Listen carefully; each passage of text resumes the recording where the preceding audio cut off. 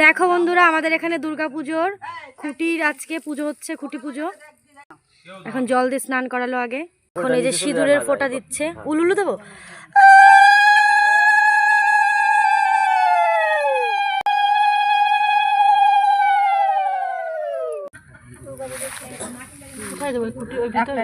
হ্যাঁ, 1 টাকাটা ওই গর্তের ভেতরে দেবে, ঠিক আছে? আর ওর মধ্যে সোনার উপর জল দিতে হয়। 5 জন তুলেছে।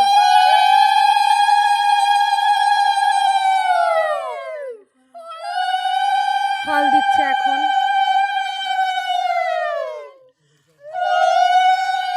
ফুল দিচ্ছে।